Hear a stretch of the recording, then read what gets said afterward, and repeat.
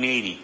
And whereas Mr. MacDonald had a very successful career in government with many prestigious awards such as the Order of Canada, the Order of Nova Scotia, the Order of Ontario, and the Pearson Medal of Peace.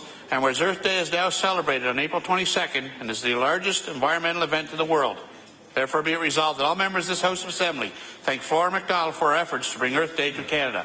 Mr. Speaker, I request waiver of notice and passage without debate. There has been a request for waiver. Is it agreed? It is agreed. Would all those in favour of the motion please say aye? Aye. Contrary-minded, nay. Motion is carried.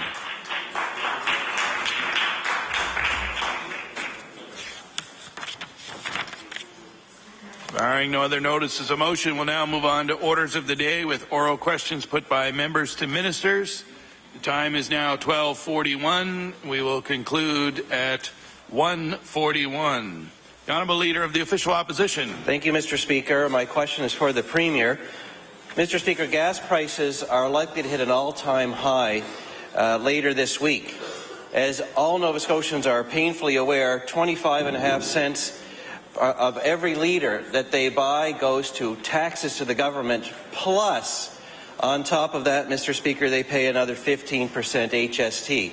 That is an immoral tax on tax that must stop. In fact, Mr. Speaker, the Liberal Party in their 2009 platform actually pledged, and I will quote, said there should be lower gas taxes, there should be no more nickeling and diming Nova Scotians for basic government services. I'll table that. I'd like to ask the Premier, why is the government continuing to nickel and dime Nova Scotians through the tax on gas now that they have a chance to actually do something about it? The Honourable Premier. Thank you, Mr. Speaker. I want to thank the Leader of the Conservative Party for the question, Mr. Speaker. This has been an issue not only for this province, but indeed across the country. As he would know, the actual base price is set in global markets. The thing that the province we can deal with, obviously, is taxation. We've talked about tax on tax, which we believe, quite frankly, is fair. We need, obviously, the other Atlantic provinces with HST to be part of opening up that to allow the fact that we can decouple those taxes to give the consumer a break. The Honourable Leader of the Official Opposition on his first supplementary. Thank you, Mr. Speaker. The price of gasoline goes up, and the tax on tax goes right up with it. It's a double dipping by the government into the wallets of every Nova Scotian at a time when they can't afford to pay more. Just last September, speaking about the tax on tax, the Premier said, and I'll quote, "Nova Scotians pay a tax on a tax every time we fill up. It's unfair and unnecessary and adds about 4 cents per litre to the price of gas." Well, that is exactly true, Mr. Speaker. It's also true that the Government of Nova Scotia needs to work with Ottawa to change the HST agreement to get that tax on tax off of our gas, Mr. Speaker, and the Premier knows that because in the same article that I'm quoting, he actually asked if the Dexter government had ever made the request for Ottawa to get rid of this immoral tax on tax. So I'd like to ask the Premier if he still believes what he said just a few months ago.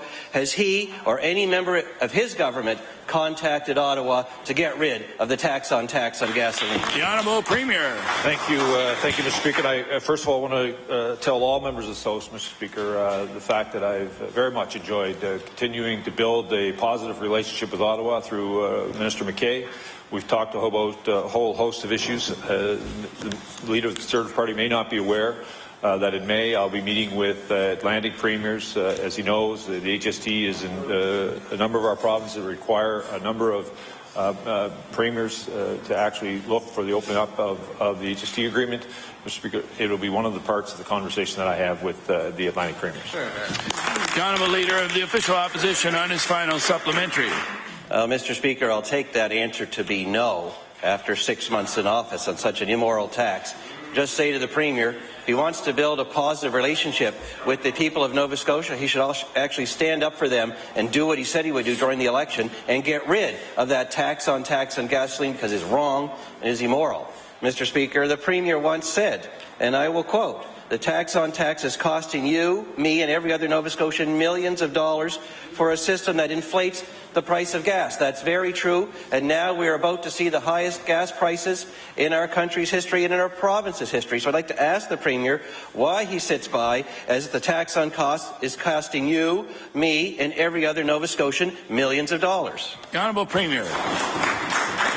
Mr. Speaker, like all Nova Scotians, Mr. Speaker, I believe the price of gas is too high, but I want to correct the leader of the Conservative Party. It will not be the highest, Mr. Speaker. I will remind him under the Conservative Party, Mr. Speaker, gas prices were actually higher at one point.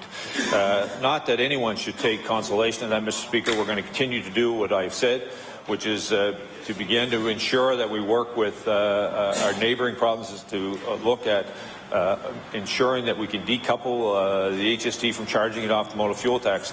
I will also remind the leader of the Conservative Party the last time the motor fuel tax was increased in this province was under a Conservative Party. The Honourable Leader of the New Democratic Party.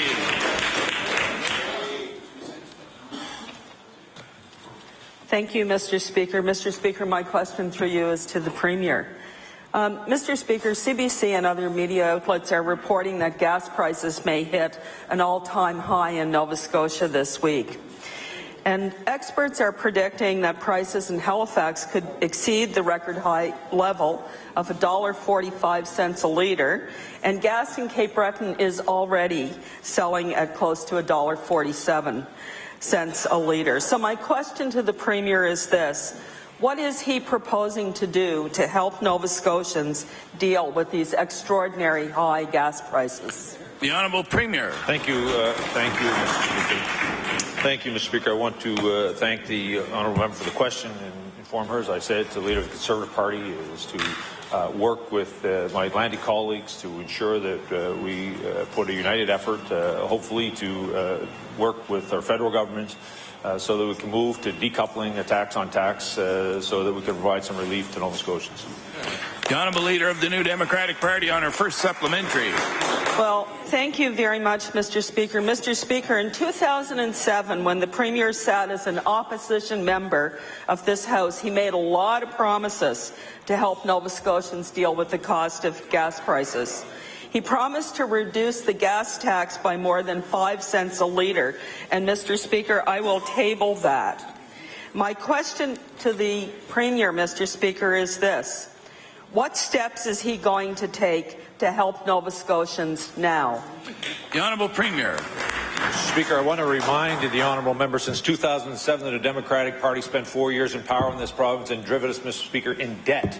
This government is actually going to move our province towards a balanced budget, provide relief to Nova Scotians, and job creation, making sure that more Nova Scotians get an opportunity to work here in this province, Mr. Speaker. The Honourable Leader of the New Democratic Party on her final supplementary.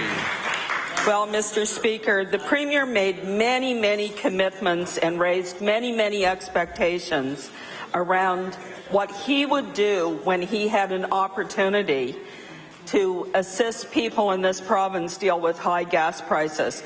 In fact, in 2009, the Premier promised, and I quote, and I'll table, "One of the first things I'll do is scrap gas regulation. We'll reduce the motor fuel tax to 1 cent a litre over a 4-year mandate." Well, Mr. Speaker, the Premier has been the Premier for 6 months, and we've seen no movement whatsoever on this file. So my question is, now that the Premier has had an opportunity to deliver on his promise to help Nova Scotians at the pump, why won't he help them, Mr. Speaker? The Honourable Premier. Mr. Speaker, the first thing we did was remove the NDP electricity tax. Mr. Speaker, I'm very proud of this project. Mr. Speaker, to begin, Mr. Speaker, come January 1, Mr. Speaker, we'll drive down, Mr. Speaker, power rates. Order, please. The Premier has the floor. Mr. Speaker, come January 1, we'll be driving down power rates, Mr. Speaker, and we'll continue to make sure that we deal with the issue of gas prices in this province. The Honourable Leader of the Official Opposition.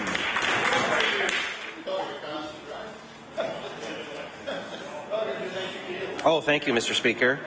Mr. Speaker, my question is for the Premier. Another way to help Nova Scotians with the sky-high price of gasoline is to get to work on the west to east pipeline, which all Canadians now see as a way to get Alberta oil unrefined to Atlantic markets and beyond across to Europe.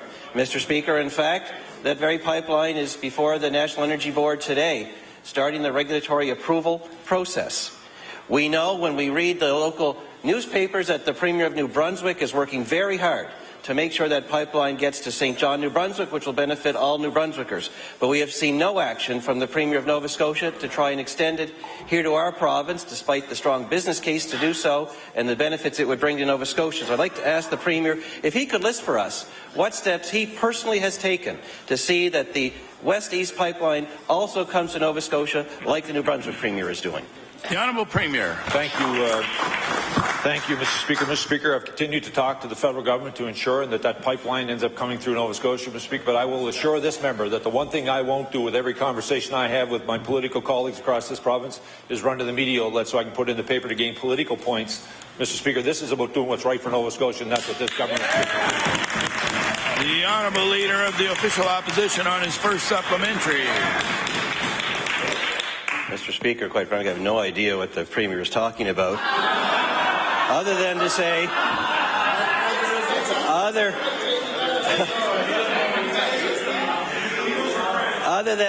that it's interesting that question period reveals these secret discussions he's having with the Government of Canada, which, after all, is what the purpose of question period is. Mr. Speaker, you know, it is funny, Mr. Speaker, how times change. In opposition, the Premier accused the NDP Premier of the time, Mr. Dexter, of being followers instead of leaders on issues like the West to East pipeline. He's revealing to us his secret discussions that are going on. That's certainly good news. I'd like to ask him, will he actually share with Nova Scotians how he is being a leader on getting that oil flowing into Nova Scotia, like the Premier of New Brunswick, who's quite openly telling the people of New Brunswick he is working for them. The Honourable Premier. Mr. Speaker, I want to remind the honourable member that Nova Scotians voted last October. The people of Brunswick are voting next November. That conversation will be more about political theatre than it is about real results. The Honourable Leader of the Official Opposition on his final supplementary. Mr. Speaker, what this whole discussion is actually about is having a government for once that when they campaign and make promises actually do what they say when they get in. Unfortunately, the last time we saw a Liberal Party keep one of its promises, I had a full head of hair, Mr. Speaker. I had to go to the barber once a week. Now look at me, Mr. Speaker. That's what happens after sitting across from that Premier and this government for 6 months, waiting for something to actually change. Waiting for something to actually change. Mr. Speaker, that pipeline would be better for our environment, it would create real jobs, and it would help bring down the sky-high price of gas. Will the Premier commit to this House that he will do all it takes, like the Premier of New Brunswick is doing for his province, to extend that west to east pipeline into Nova Scotia? The Honourable Premier. Mr. Speaker, I'll ask the Minister of Energy to respond. The Honourable Minister of Energy. Thank you, Mr. Speaker. And I guess it's a shame that the Leader of the Opposition selectively reads news articles, because as was widely reported, the Premier asked me to go to Alberta and meet with both the Alberta government and the proponents of the Energy East pipeline in February, and we did that. And we've had ongoing discussions both with them and with New Star in supporting New Star's application. That is actually widely known in the province and the industry. Mr. Speaker, I suggest the Leader of the Opposition get better researchers.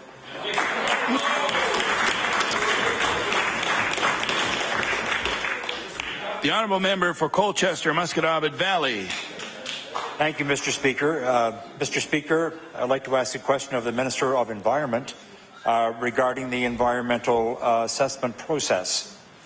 Earlier today, I submitted a petition from residents of Colchester County who are concerned about wind turbines, and these are wind turbines that have already been approved for the Greenfield area.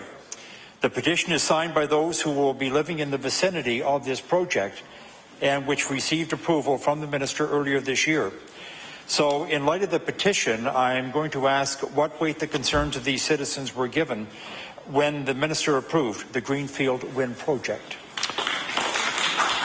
The Honourable Minister of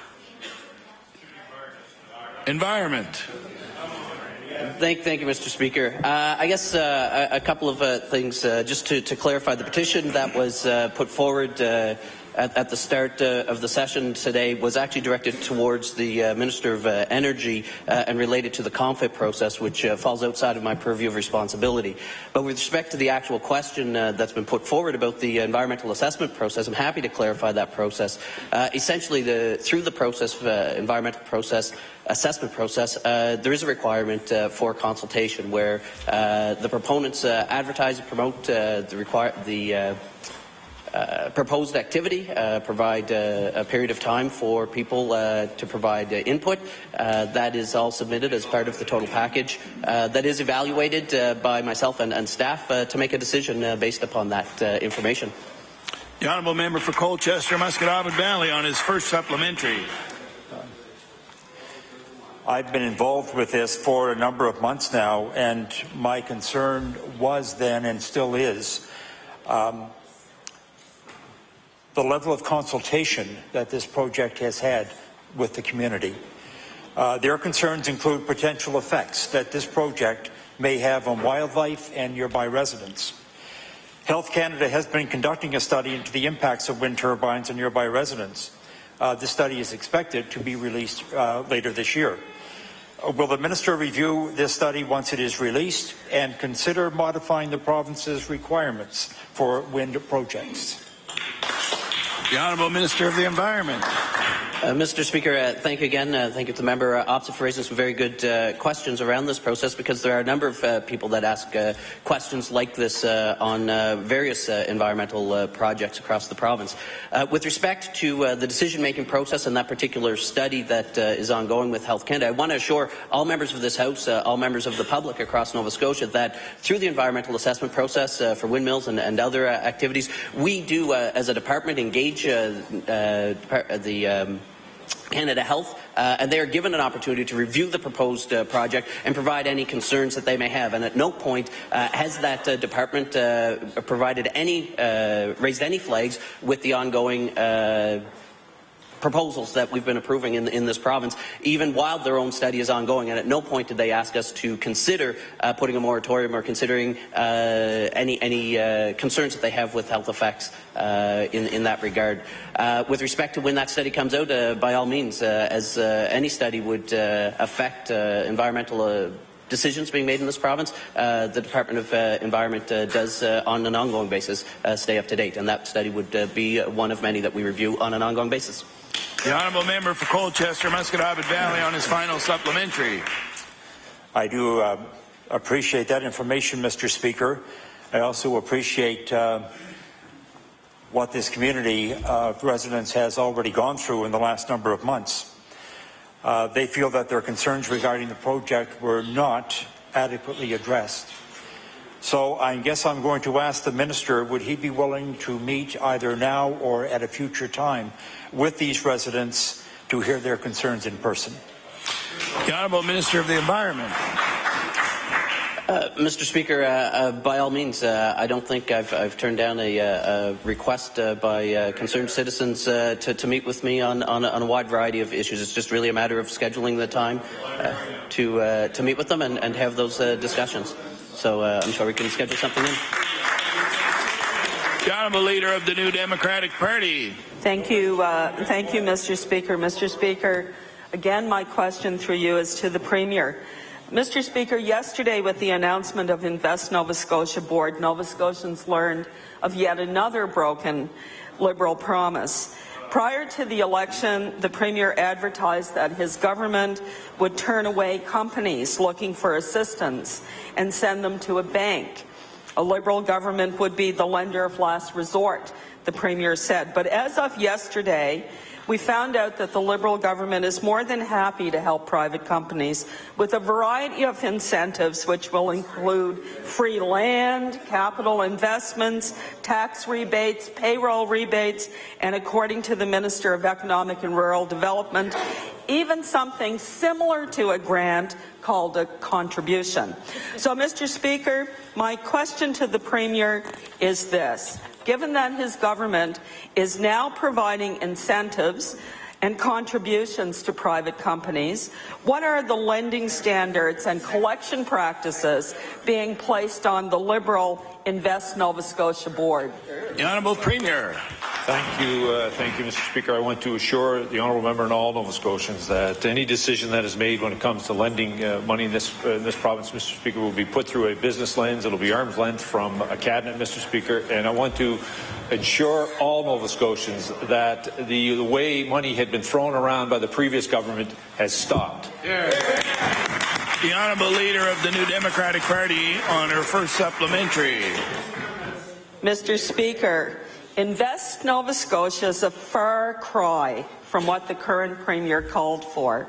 And at the time, in 2010, for example, and I'll table, the Leader of the Opposition said politics has no place in the loan business and that all government investments would be controlled by Nova Scotia Business Inc. And I'll table that.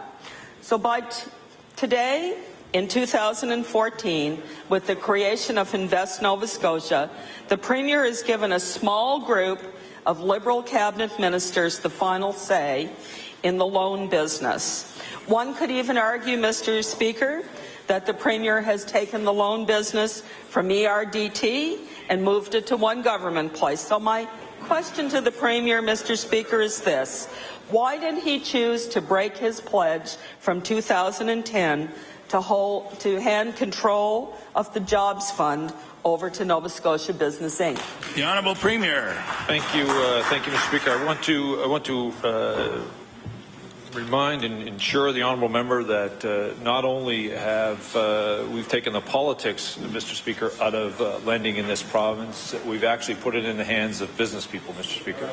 Recently, we announced the increase to the small business credit with credit union, Mr. Speaker, which means the province will cover 90% of that lending. It was a program that had been put in place for some period of time, had huge success. It was actually the credit union that was actually reviewing the business plans, making sure that it was being done on sound business principles.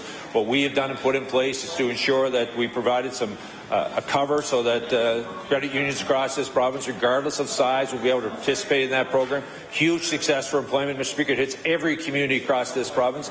What we've done in and around Invest in Nova Scotia is put together an arm's-length body of business people who are making business decisions. One of the issues that we've heard from businesses across this province is that NSBI really deals with large corporations. Mr. Speaker, what we put in place is something that will deal with small business owners across this province, will help the economy grow in every community, and let me assure the honourable member that it will be made on business case, not on the political lens that government put it on. The Honourable Leader of the New Democratic Party on her final supplementary. Well, Mr. Speaker, I've had the privilege of serving on boards of credit unions throughout my career, Mr. Speaker. They're a fine institution, as the Leader of the Opposition could attest to. We all love the credit union. But really, I'm not sure what that has to do with the political control that exists in that cabinet over the Invest Nova Scotia Fund. So, Mr. Speaker, I do want to give the Premier some credit for being forthright yesterday with Nova Scotians when I asked why Liberal cabinet ministers would still be involved in making investment decisions to private companies. The Premier responded, and I'll table the answer, that this fund is no different, he said, and he went on to say, at the end of the day, it's the government that is paying the bill. So my very final question for the Premier is this. I think I've hit a nerve, Mr. Speaker. So my very final question for the Premier is this. Prior to the election, the Premier told Nova Scotians a Liberal government wouldn't be paying bills for private companies. Mr. Speaker, why did the Premier change his mind? The Honourable Premier. Mr. Speaker, I think, Mr. Speaker, if the Leader of the New Democratic Party was actually being forthright, she would actually identify that what we said is that the model that Invest Nova Scotia is based on the NSBI model, Mr. Speaker, which, quite frankly, allows arm's-length business people to make the decisions. As she would know, as a member who sat in Cabinet, NSBI decisions above a certain amount arrive back at the Cabinet table. Mr. Speaker, most Nova Scotians were surprised to know that. But that's the reality of what happens, because at the end of the day, Mr. Speaker, it is the government that pays the bill.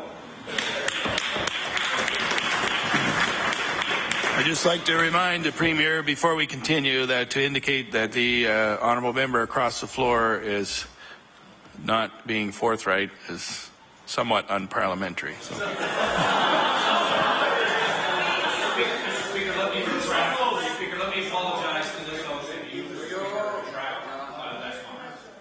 Thank you. The honourable member for Pictou West. Thank you, Mr. Speaker. Mr. Speaker, yesterday I asked the Minister of Communities, Culture and Heritage about the member for Lunenburg's involvement in the Blue Nose 2 restoration file. Before the Minister could respond, the Premier was on his feet, dancing around the questions and relying on empty, angry rhetoric. Nova Scotians were still left with unanswered questions. If the Premier is going to muzzle his ministers, will he at least provide taxpayers and tourism operators with the answers they deserve himself? The Honourable Premier. Absolutely, Mr. Speaker. Absolutely, Mr. Speaker. It's why we've invested heavily in ensuring that the Yarmouth ferry is in place to ensure that we grow the tourism operations across this province. And I want to ensure that the honourable member across the floor, that the member from Lunenburg has not only been on this file with the minister, she's been in the Premier's office, Mr. Speaker. And let me tell you, Mr. Speaker, the people of Lunenburg appreciate the hard work she's doing because she's been forthright and honest with the people of Lunenburg, Mr. Speaker. The honourable member for Pictou West on her first supplementary. This is a very serious issue for South Shore residents and businesses. The economy of the region has already been crippled at the hands of the previous government and the Liberals. By refusing to answer questions about the Blue Nose 2 are leaving everyone in limbo. At a time when Nova Scotians are seeking leadership, the Premier resorted to empty, angry rhetoric. Will the Premier apologize to the tourism operators and taxpayers for his angry outbursts and give them the answers they deserve? The Honourable Premier. Mr. Speaker, I want to remind the honourable member, while the former government may have actually made it worse, it was that government that created the problem in the first place, Mr. Speaker. Mr. Speaker, and as I said yesterday, Mr. Speaker, we will fix the problem. The honourable member for Pictou West on her final supplementary. The Premier's angry outburst yesterday suggests one of two things must be true. Either the Liberals have completely lost control of the Blue Nose 2 file, or they intentionally are keeping Nova Scotians in the dark. Either way, Nova Scotians are tired of the political gamesmanship and empty, angry rhetoric from the Premier and his government. So which is it? Is the Premier going to explain why he's been hiding the facts, or is he ready to admit that when it comes to the Blue Nose 2, he's completely lost at sea? The Honourable Premier. Mr. Speaker, we brought in the Auditor General, Mr. Speaker, to deal with the issue of the problem that was caused by the Conservative Party, Mr. Speaker, and made worse by the Democratic Party.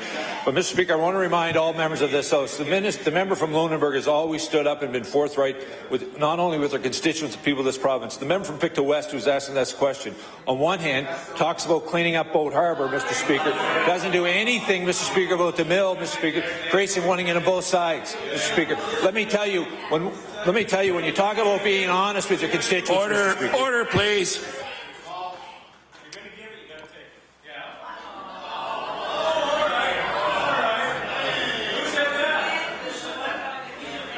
Order, please. The Honourable Premier has the floor. Thank you, Mr. Speaker. I want to assure all members of this House, Mr. Speaker, that the Blue Nose issue that was begun by the Conservative Party and caused by the NDP Party will be solved by the Liberal Party. The Honourable Member for Chester St. Margaret's. Thank you, Mr. Speaker. Mr. Speaker, my question is through you to the Minister of Education. Mr. Speaker, yesterday, the Minister of Education was quoted as saying that she expects every member in this legislature will advocate for their schools, their own schools, and for their own community, but that she will not interfere with the process. That is not the responsibility of the department, end of quote. My question, Mr. Speaker, to the minister through you, if parents and MLAs want to advocate for the protection of their small schools, how should they do so and to whom? The Honourable Minister of Education. Thank you, Mr. Speaker, and I'd like to acknowledge that the member did hear correctly when I made my statement yesterday. I would expect every MLA to advocate for the schools and the communities that they are the MLA. And she also did hear correctly that it is not the minister's policy, it is a school board policy, and I will not interfere with the school board's policy. The Honourable Member for Chester St. Margaret's on her first supplementary. Thank you to the Minister for her answer. Mr. Speaker, the position of the Minister just took doesn't seem to square with the actions of the member from Antigonish prior to last fall's election.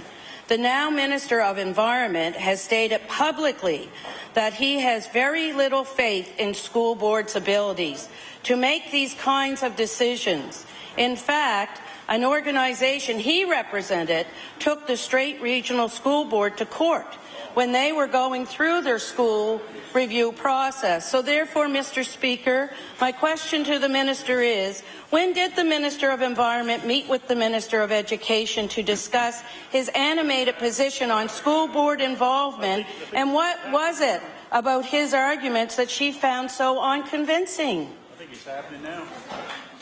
The Honourable Minister of Education. Well, thank you, Mr. Speaker. I have no idea what the question is, but I will provide some information. Just for the member's information, the situation that she spoke of was not taking the Department of Education to court. It was actually taking the school board to court. The Honourable Member for Chester St. Margaret's on her final supplementary. Thank you, Mr. Speaker. And I'll table this.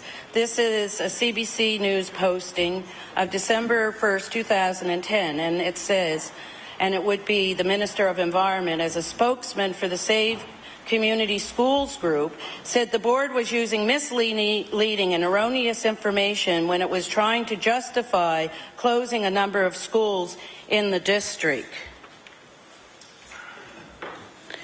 So, Mr. Speaker, obviously the ministers haven't spoken at all on this issue. Prior to the election, the now Minister of Environment was so passionate about his opposition to school board involvement in these decisions. He launched a lawsuit against the board, encouraged everyone to write to the Premier, and berated board officials to point where he was asked, and he was even asked to leave a meeting.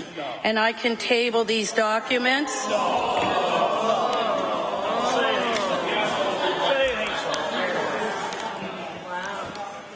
So, Mr. Speaker, my question through you to the Minister, has the Minister of Education schooled the Minister of Environment on how the position of his Liberal government will be the exact opposite of what he advocated to prior to being elected? And will he now be using her speaking notes at future school board meetings? The Honourable Minister of Education. By the hour. Well, Mr. Speaker, another amusing statement, I guess. But I would, in response to the minister, remind her that in 2010, I believe there was another Minister of Education. I believe there was another party in power, and any concerns that she now has about what happened in 2010 perhaps should have been addressed then.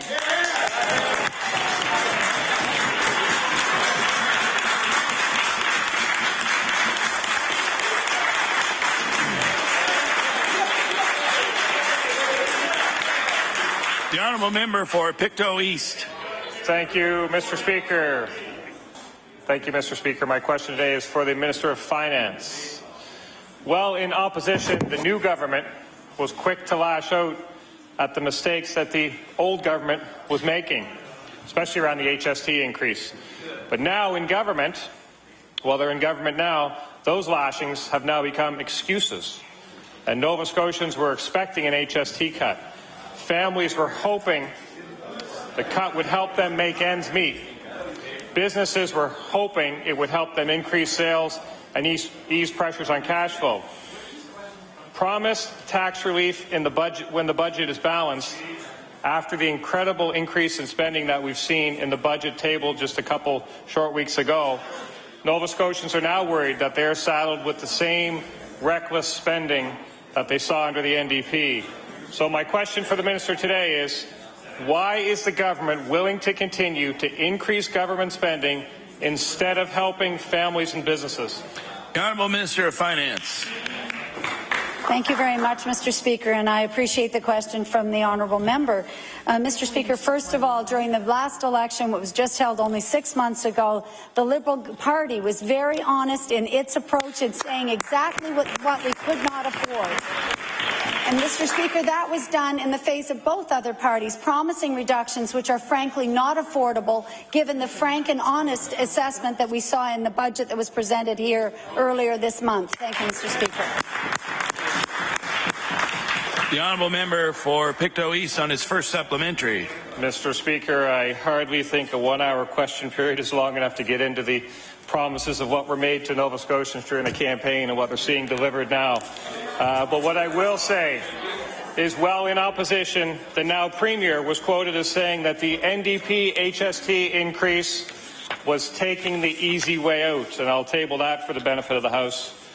The now Premier was also quoted as saying, quite frankly, they, the NDP, picked the easy one, raising taxes, and I'll table that. That's two separate quotes, and there's many more. It was a complete theme of the opposition, of the now government while they were in opposition.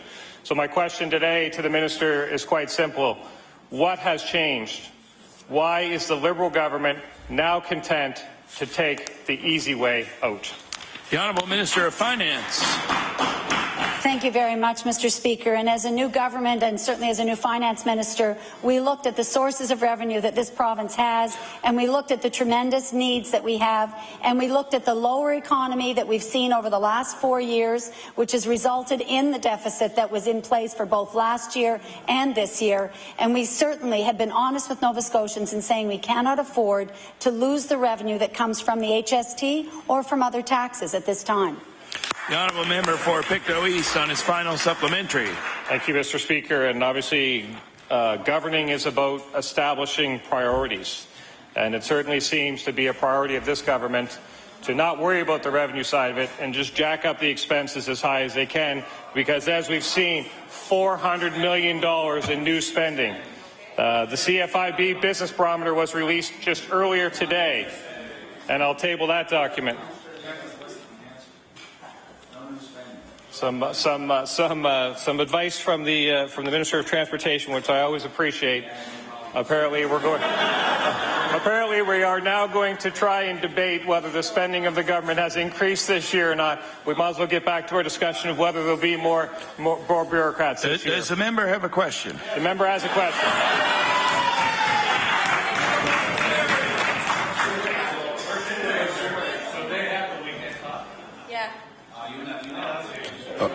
Order, please.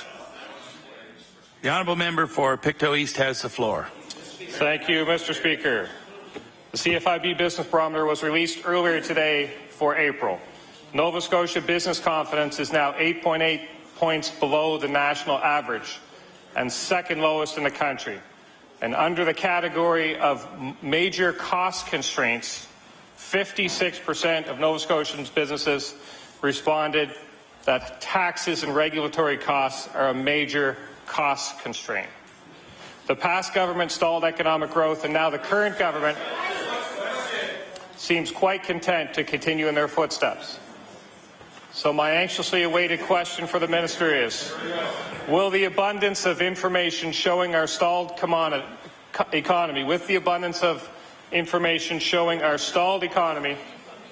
why is your government continuing with the status quo? The Honourable Minister of Finance. Mr. Speaker, I appreciate the opportunity to talk about taxes and the regulatory environment here in Nova Scotia. As members of the House are aware, we have instituted and begun a tax review. It started in February and it will wrap up this fall. The information from that is coming from the business community. We're getting feedback from individuals. We're talking to academics, to economists, to people across the province. And that information is going to very much point to regulatory burdens that we can change and also to taxes that people find most troublesome, particularly the business community, because the aim of the review is to try and stimulate business activity and growth and job creation. And I have a lot of faith in that process, and I hope that the member will participate. Thank you. The Honourable Leader of the New Democratic Party. Thank you very much, Mr. Speaker. Mr. Speaker, my question through you is to the Minister of Finance. Mr. Speaker, in 2007, the current Minister of Finance spoke in opposition favorably about the Conservatives' decision to expand the post-secondary graduate tax credit. The Minister said, and I quote, "There are a number of initiatives which we support in the budget and have strongly advocated for. One of them has been the post-secondary graduate tax credit," and I'll table that, Mr. Speaker. So my question is, why does the minister think it's okay to tell post-secondary students one thing in opposition and something entirely different when in government? The Honourable Minister of Finance. Thank you very much, Mr. Speaker, and to the honourable member. The date she's referring to is 2007, and I think it's interesting to note that in the election of 2006, a similar program, a graduate type of tax credit, was proposed in the Liberal platform. But by 2009, it was no longer in our platform because the evidence was rolling in from other provinces that it didn't work. And also because other groups, like the student groups, even back in 2009, were writing and saying they didn't believe it worked. Thank you, Mr. Speaker. The Honourable Leader of the New Democratic Party on her first supplementary. Thank you very much. Mr. Speaker, I'd ask the minister to table all of that information that's been rolling in from other provinces. Because, Mr. Speaker, additionally in opposition, the minister acknowledged that in order to retain graduates, Nova Scotia needed to be competitive. She said this about the graduate tax credit, and I quote, "Other places are offering it, and we need to be competitive." And, Mr. Speaker, indeed, other provinces continue to offer this credit. Manitoba, New Brunswick, and Saskatchewan have this type of incentive in place. So my question to the minister is this: why does she think Nova Scotia no longer needs to compete to be an attractive place for graduates to live, given the evidence of the Ivany report? The Honourable Minister of Finance. Thank you very much, Mr. Speaker. And in fact, when we review a program and you see that it doesn't work, it's our responsibility, as it was the previous government's responsibility, to review programs and to look and see whether they're effective. When they're not, it's our responsibility to Nova Scotia taxpayers to do the right thing and to change and do something different. And that's exactly what we're going to do. The Honourable Leader of the New Democratic Party on her final supplementary. Thank you very much, Mr. Speaker. Mr. Speaker, 2/3 of those who used the graduate retention rebate in Nova Scotia were young graduates between the ages of 20 and 29. And approximately 50,000 post-secondary students attend institutions in Nova Scotia each year. The second highest number of students in Nova Scotia from out of province come here from New Brunswick, where they offer a $20,000 rebate credit to graduates who live there. So my question, Mr. Speaker, is how can the minister think that the elimination of the graduate retention rebate won't impact the decision of students from New Brunswick to return to New Brunswick and not remain in Nova Scotia? The Honourable Minister of Finance. Thank you, Mr. Speaker. And the biggest question that all of the parents I've spoken to and young people that I've engaged with, not just in the last few months as the pre-budget tour went underway, but for years, the question has been, how can my young people in my family get that first job? And that's what we're going to address. A tax credit addresses the need for people to be rewarded when they have the job. We want people to get that job, to be able to stay in our province, to contribute for years to come. Thank you, Mr. Speaker. The Honourable Member for Cole Harbour Eastern Passage.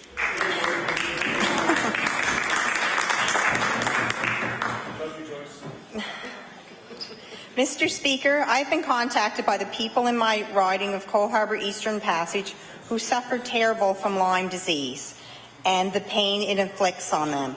Mr. Speaker, I realize there are ongoing initiatives with the government to try to address this awful disease, but more needs to be done. Mr. Speaker, my question to the Minister of Health is, what can the people of Cole Harbour Eastern Passage expect from this government in the future to ease the burden of this disease and provide them with the care they need? The Honourable Minister of Health. Thank you very much, Mr. Speaker, and pleased to respond to the member and really to all Nova Scotians that Lyme disease has become a top-of-mind issue for more and more Nova Scotians. We now have 6 areas that are identified as the hot spots where the black-legged tick habitat has a greater concentration, and therefore the possibilities of contracting Lyme disease. I think what the department has been able to do in conjunction with Doctors Nova Scotia is to inform doctors, to provide a greater degree of education on identification when Lyme disease is evident. But more important, I think, are the programs to make Nova Scotians aware of the precautions that they can take.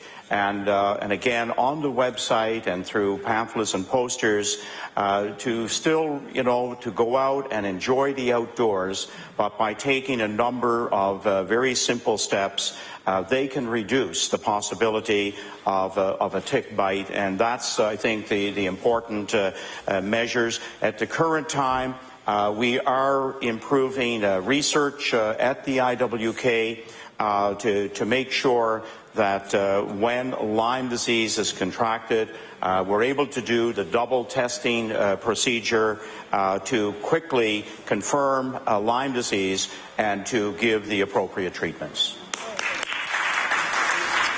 The Honourable Member for Pictou Centre. Thank you, Mr. Speaker. Mr. Speaker, my question through you is for the Minister of Education, Early Childhood Development. Yesterday, the Minister unveiled another model for closing schools. It seems, however, that the new process will be cold comfort to parents and students in the Shinekto Central School Boards whose schools are on the chopping block. My question to the Minister, will the Minister assure parents and students at Highland Consolidated Middle School in Westville, East Pictou Middle School in Sullivan's River, and Wentworth School that their schools will have a chance to go through the new process? The Honourable Minister of Education. Thank you, Mr. Speaker, and thank you, Member Opposite, for the question. And it's true that we did introduce Bill 63 yesterday. The bill was designed to put in place a new process that will allow communities and school boards and municipalities, parents, school advisory councils to come together, to trust one another, and to work through a process that will allow school boards to do what is their responsibility, and that is to review schools and, if necessary, close schools. The Honourable Member for Pictou Centre on his first supplementary. Thank you, Mr. Speaker. Mr. Speaker, there's no argument that the school review process was broken, and that's why a new process was developed. However, it's not fair that parents and students and teachers in one region are being forced to live by decisions made in a broken process. My question to the Minister, will the Minister immediately direct the Shinekto Central Board stop moving forward with the former broken system? The Honourable Minister of Education. Thank you, Mr. Speaker. I stated yesterday, and I will state publicly again today, that this bill is not to reverse decisions that were made by previous boards or under a previous government, but it is a go-forward bill that will allow the schools and the communities to come together in hopefully what will be a trusting relationship that allows the best interest of kids to be part of the decision that's made. The Honourable Member for Pictou Centre on his final supplementary. Thank you, Mr. Speaker. Mr. Speaker, there is a precedent, as the Minister knows well, for a Minister of Education to step in when a school board isn't meeting expectations. And I realize that under normal conditions that you would let the process go through. However, it just seems that with the Schenectady Central Regional School Board that they're not willing to use this new process, which I think would be a very fair process. So now is the time to provide parents, students and teachers at those 3 schools with the opportunity, with a fair chance, using this new process. So my question to the Minister, will the Minister help the parents, students and teachers in the Schenectady Central School Board, in particular those 3 schools, and insist that the Board do the right thing and use this new process? The Honourable Minister of Education. Thank you, Mr. Speaker, and I would suggest to the member and to all members of the House that if they wish to have some decisions that have been made or will be made by school boards, that they take their concerns or encourage their community members and their parents to take those concerns to where the decision is made, and that's at the school board level. The Honourable Member for Inverness. Mr. Speaker, my question is for the Minister of Justice. Mr. Speaker, Halifax, we learned yesterday in a Statistics Canada report, has the highest rate of gun violence in 2012. Mr. Speaker, I know that the police are doing their part. They have through their guns and gang team, are doing their part to try to reduce the incidence of gun violence. Can the Minister share with us if she has a plan to help police and to lower gun crimes in Halifax? The Honourable Minister of Justice. Thank you very much, Mr. Speaker, and I very much appreciate the honourable member's very serious question, because I've heard many questions being posed to other members that I didn't consider serious, but I appreciate this question. You're exactly right. The numbers are very alarming. We are concerned. Gun violence is a very serious issue. That's why we've worked very hard to bring the ceasefire to Halifax, and in fact we launched it 2 weeks ago. And I'm happy to report to all of you, if you haven't read the papers, I don't think you've been at the announcement, but it's the first one in Canada. Thank you. Honourable Member for Inverness on his first supplementary. Thank you, Mr. Speaker, and it is good to know that there are things that are happening. Mr. Speaker, the report stated that young people between 18 and 24 were accused of firearm-related crime at a higher rate than any other group. And, Mr. Speaker, I think of mainly young men that are carrying guns, and it's startling the violence that our young people are exposed to. It's glamorized in movies and video games, and I guess as somebody who's grown up in an era where video games were more like cartoon characters, and we see the degree of violence that we're seeing in video games today, no doubt it's having an effect on our young people, Mr. Speaker. And sadly, for some of these young men, carrying a gun makes them feel better about themselves. And that is something that needs to be addressed. So, Mr. Speaker, my question for the Minister, what specific actions is the Minister taking to prevent young Nova Scotians from getting involved with guns? The Honourable Minister of Justice. Thank you very much, Mr. Speaker. We've worked very hard to bring ceasefire to the Halifax area, and if we want to reduce gun violence or any violence, we need to work together as a community, and this particular program is one that is community-led, and that is the very significant feature that this ceasefire has. I was at the announcement, and I saw the many men that you're talking about, and they were so pleased, and I actually saw some tears in some mothers and grandmothers and young men's eyes when that announcement was made. So we look very forward to seeing it roll across Halifax and seeing a lot of good things come out of it. Thank you. The Honourable Member for Inverness on his final supplementary. Mr. Speaker, we look forward to the success of that program. Mr. Speaker, another thing that the report uncovered was that many law-abiding people who are innocent often come into contact and are affected by gun crimes. In fact, the report stated 60% of gun crimes involve people who didn't know the person that committed the crime against them. So my question, Mr. Speaker, are there extra tools or resources the Minister is providing to HRM Police that will give people here in our capital city confidence that this government is concerned about their welfare and looking out for their safety? The Honourable Minister of Justice. Thank you very much, Mr. Speaker, and to the honourable member. Justice is working very much in cooperation with the police, with the RCMP, and with all stakeholders in the province to very much address that. Thank you. The Honourable Leader of the New Democratic Party. Thank you. Thank you, Mr. Speaker. Mr. Speaker, my question through you is to the Minister of Community Services. Mr. Speaker, I'm still attempting to get some answers regarding the recent DCS announcement that there will be a review of discretionary funding for non-profit organizations. Since the early 2000s, Mr. Speaker, and I think the Minister is probably aware, there have been two previous governments that have reviewed the grants and contributions, yet we know that there will be yet another review. So my question to the Minister is simple. It is, what does the Minister expect to find with yet another review of the Department's grants and contributions in DCS? The Honourable Minister of Community Services. Thank you so much, and thank you for the question. The review, the first part of this review is more about putting the house in order at the Department of Community Services, Mr. Speaker.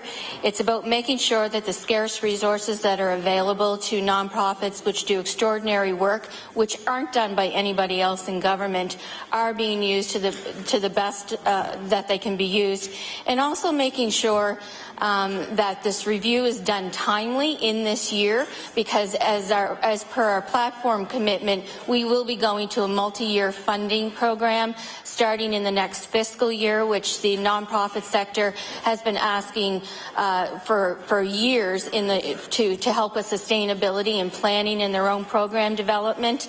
I don't know of any review, and I've been in the nonprofit sector previous to my being elected for 15 years, and I have never heard of a result of a review.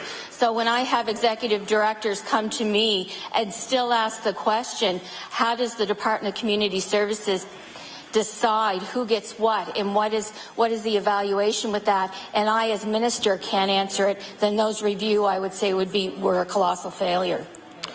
The Honourable Leader of the New Democratic Party on her first supplementary. Thank you, and I thank the Minister for her response, and I assure her there have been two very comprehensive reviews.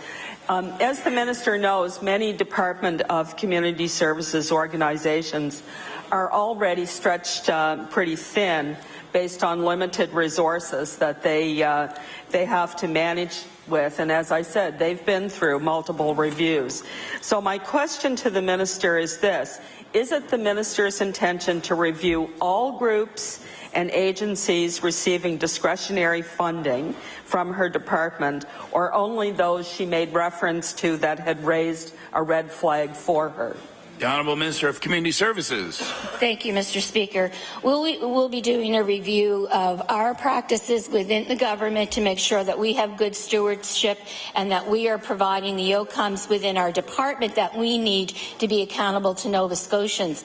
When we're going into a new funding arrangement, which we will be going into next year for multi-level or multi-year funding, we want to make sure that all organizations that receive funding from the Department of Community Services are able to meet the needs of the people that they serve, and while we're also being accountable and transparent to the people of Nova Scotia.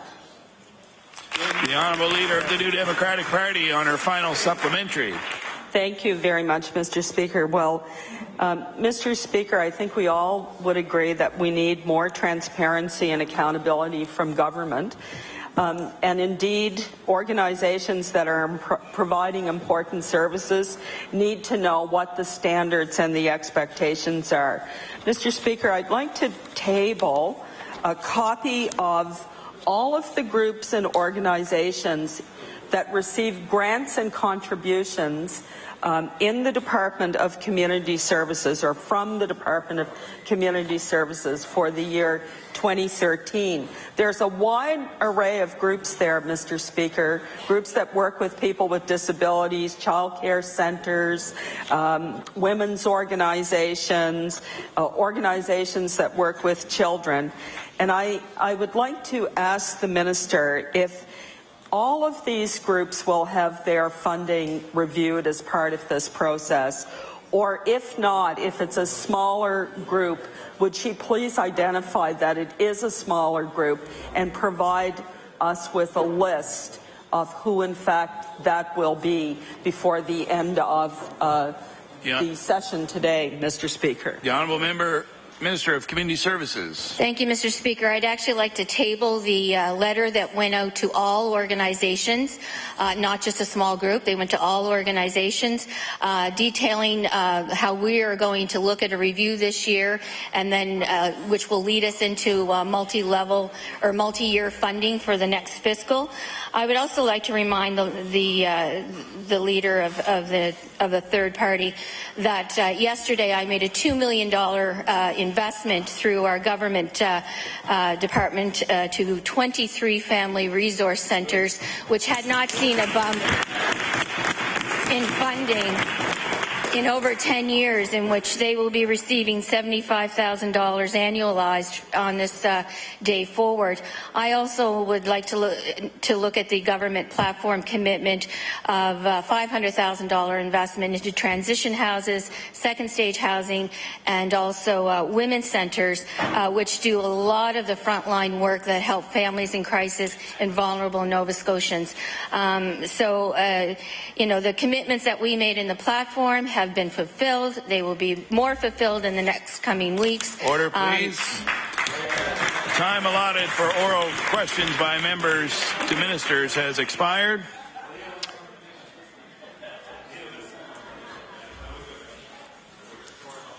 We'll now move on to orders of the day. The Honourable Government House Leader. Mr. Speaker, I move that you do now leave the chair and that the House resolve itself into a committee of the whole on supply.